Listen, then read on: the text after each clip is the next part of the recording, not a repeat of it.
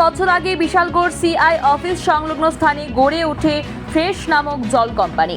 খুবই স্বচ্ছতার সাথে কাজ করে আসছে, কিন্তু 2-3 দিন পূর্বে সেই ফ্রেশ কোম্পানি একটি বোতলের ভেতর থেকে একটি পোকা দেখতে পায় ক্রেতারা। তা নিয়ে কিছুটা বিতর্ক দেখা দেয়। শুরু হয় কোম্পানির বিরুদ্ধে পরিকল্পিত মিথ্যে অপপ্রচার। ইতিমধ্যে বিষয়টি দপ্তরের নজরে এসেছে, ওনারাও খতিয়ে দেখছে বিষয়টি।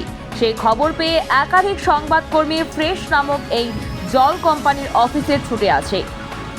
কথা বলা হয় সাধারণ কর্মীদের সাথে। দেখা গেছে খাদ্য দপ্তরের নির্দেশ মতে কাজ করছে ফ্রেশ জল কোম্পানি। জলের বোতল ভর্তি করা থেকে শুরু করে প্যাকেজিং করা পর্যন্ত অত্যাধুনিক মেশিন ব্যবহার করছে কোম্পানিটি। পর্যাপ্ত পরিমাণে রয়েছে শ্রমিক, কোনো ত্রুটি লক্ষ্য করা যায়নি। বোতলের ভেতরে পোকা থাকার বিষয়টি নিয়েও কথা বলা হয় মালিকের সাথে।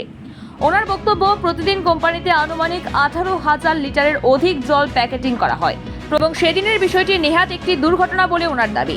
এছাড়াও তিনি জানান, পোকা ব্যতীত জলের মান নিয়ে কারোর কোনো অভিযোগ নেই। ইতিমধ্যে দপ্তর হতে জলের মান পরীক্ষা করা হয়, কিন্তু সেখানে কোনো অভিযোগ আনা হয়নি। তারপরেও একাংশ স্বার্থান্বেষী মহল ফ্রেশ জল কোম্পানির বিরুদ্ধে মিথ্যা অপপ্রচার চালাচ্ছে। তা নিয়ে এক পর্যায়ে ক্ষোভ ব্যক্ত করলেন কোম্পানির কর্ণধার। রিপোর্ট, হরির আলো।